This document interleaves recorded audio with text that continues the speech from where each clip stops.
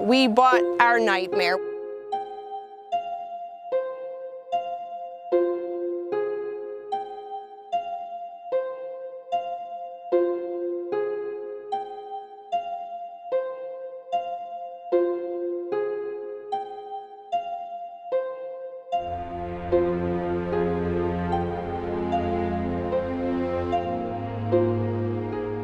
In the beginning, when this flood happened, really what we talked about the neighbors was, oh, well, they're working on this big sewer project. It's just something with expansion, so this madness will end. That's what we thought the first 3 times. What I now know is, I guess, a creek used to run through here 100 years ago.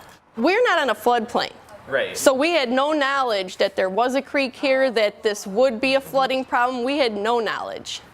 So our question is, why would they have built these 2 homes? Because they knew that this block flooded for more than 30 years. And if there used to be a creek here, what in the world is here now? What is there? Because we're falling in a hole. When the weather predicts 3 inches of rain, everybody's talking about that 100-year rainfall. And when we would go to our village, that was something that was so frustrating to us, because the 100-year rainfall doesn't happen once a year. This is the once-a-year thing for us.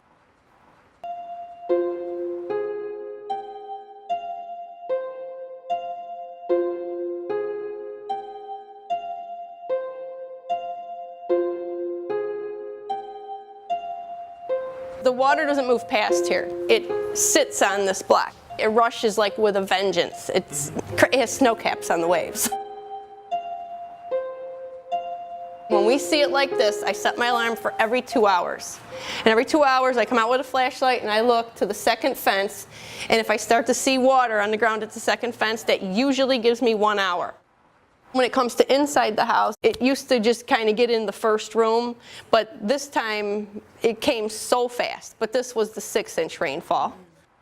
When I went to sleep at 11:30, I went to look at this. Okay. And it was not spilling over. And at 5:30 in the morning, that water was almost up to my doorknob. You get afraid to go somewhere because you don't know. Like if I were to want to go somewhere for 3 days, how do I know how the rain is going to be here? I live in fear of leaving. You don't know with age, injury, and circumstances how many times you can go through it again, survive it financially or physically or any of it. It's the living in fear.